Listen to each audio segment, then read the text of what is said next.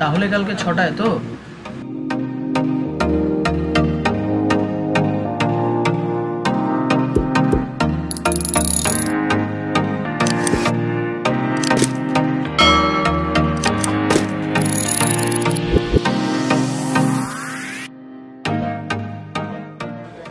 হ্যাঁ, শার্প 6টা।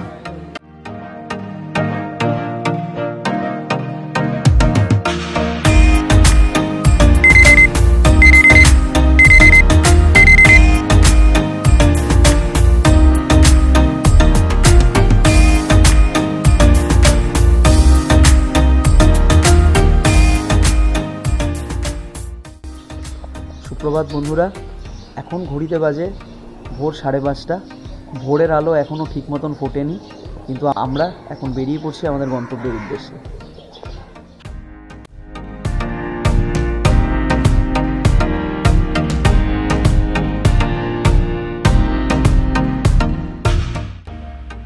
আমাদের গন্তব্য ছিল শিলিগুড়ি থেকে 38 কিলোমিটার দূরে গাজলডোবা পর্যটন কেন্দ্র।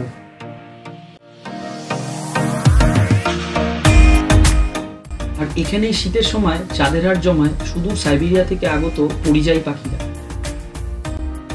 একদিকে কাজের চাপ আর এদিকে শীতও শেষ হয়ে আসছে, তাই আর বেশি দেরি না করে বেরিয়ে পড়লাম, কারণ এরপরে গেলে পরিযায়ী পাখিদের দেখা মিলবে না। শীত শেষ হয়ে আসছিল বললে ভুল হবে, কারণ স্কুটিতে যেতে যেতে বেশ ঠান্ডা লাগছিল।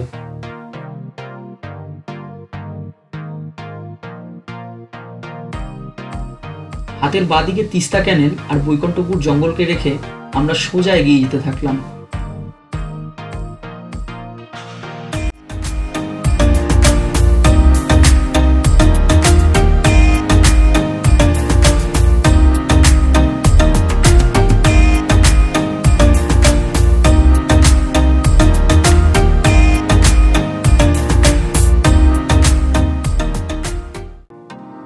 অবশেষে 45 মিনিট পর আমরা আমাদের গন্তব্যে প্রায় পৌঁছে গিয়েছিলাম।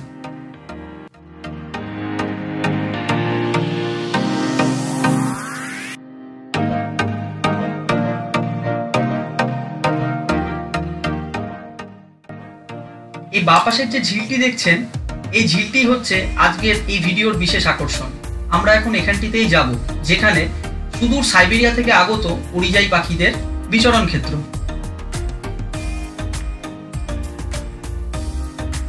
অবশেষে আমরা এই ঝিলের তীরে এসে পৌঁছালাম, আর এখান থেকেই আমাদেরকে বুক করে নিতে হবে নৌকো, যেটা করে আমরা এই ঝিলে বার্ড ফটোগ্রাফি করব। এতক্ষণে আমরা এসে পৌঁছালাম গাজলডোবা পর্যটন কেন্দ্র। এবার এই যে ওয়েটল্যান্ডটা, এর ভিতরে এখন আমরা যাব নৌকো করে। তো এখন আমরা নৌকোর দরদাম করতে যাচ্ছি, তো দেখি কত নেয়। তো কত নেবেন? ঘন্টা 500 টাকা। 500 টাকা? 500ই লাগবে? 500 বলছে, কি করি, যাবো? আমরা নৌকা ঠিকঠাক করে ফেলেছি, তো দরদামও হয়ে গেছে। তা এখন আমরা নৌকোর দিকে যাচ্ছি। এই সিঁড়ি দিয়ে নেমেই আমাদের নৌকায় উঠতে হবে। ওয়েটল্যান্ড বার্ড খুব লাজুক হয়, তো এদের ছবি তোলার যেটা নিয়ম সেটা হচ্ছে যে আপনি যখন নৌকা ঠিক করবেন, যখন আপনি বার্ডিং করতে আসবেন এখানে, তখন অবশ্যই যে নৌকার শেড থাকে না, সেই নৌকা আপনাদেরকে এখানে চুজ করতে হবে। কারণ যে নৌকায় শেড আছে সেটা শুধুমাত্র এখানে ওই নৌকা বিহারের জন্যই ব্যবহার করা হয়। সেগুলো পাখিরা দেখলে পরে কাছে আসে না, তারা পালিয়ে যায়। কাজেই রেকমেন্ডেড হচ্ছে এই ধরনের নৌকো, যেগুলোর মধ্যে কোনো শেড থাকে না। সৌগত নিজের ক্যামেরা সেট করছে। সৌগত, আজকে কিন্তু অ্যাকচুয়ালি আমার যেটা এক্সপিরিয়েন্স হয়, যখন আমি কোনো কিছু দেখি ওই সময় সেট করতে গিয়ে তখন সেটা সাবজেক্টটি উড়ে যায়। তো আজকে আমি একদম এই চান্সটা আমি নিতে চাইছি না।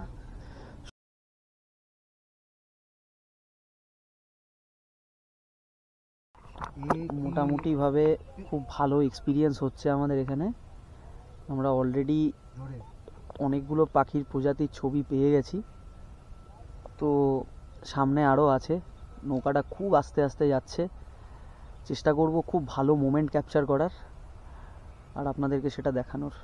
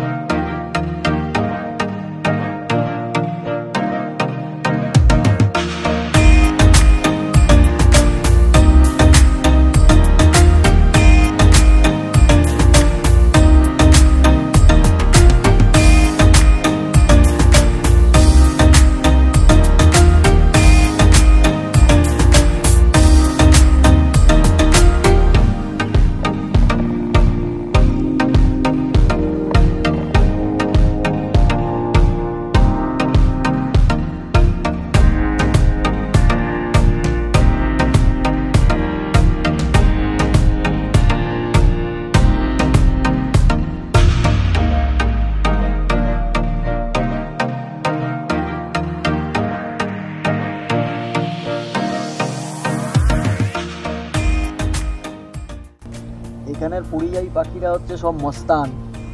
ঝোপের ভেতর থেকে ঢুকে যত আওয়াজ, যখন আমরা সামনে যাচ্ছি সামনে থেকে কিছু করতে পারে, সব ওই আড়াল থেকেই মস্তান।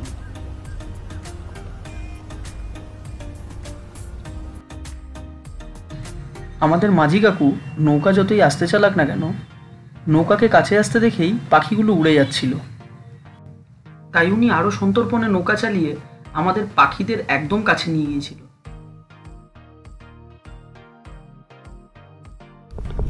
এই যে ঘাসগুলো এখানে দেখা যাচ্ছে, এই ঘাসগুলোকে স্থানীয় ভাষায় বলে হোগলা। এই যে হোগলার যে শিকড়, সেই শিকড়টা কিন্তু আখের মতন মিষ্টি।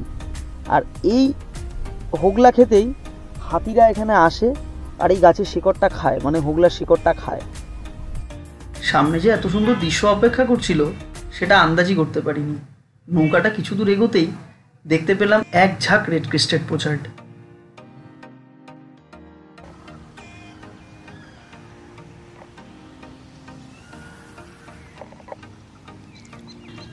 কোনটাকে ছেড়ে যে কোনটায় ক্যামেরা তাক করবো বুঝতেই পারছিলাম না।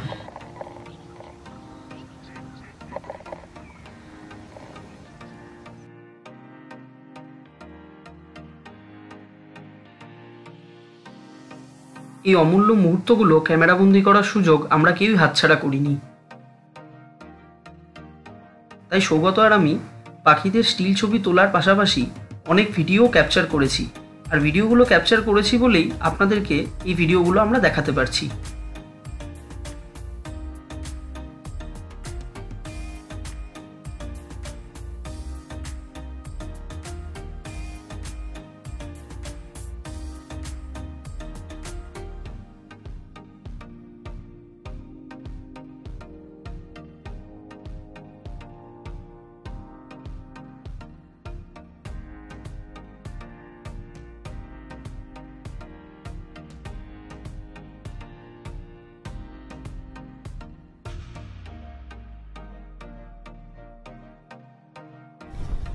সময় হয়ে এসেছে, মোটামুটি আমরা অনেক ভালোই পাখির ছবি তুলতে পেরেছি এখানে।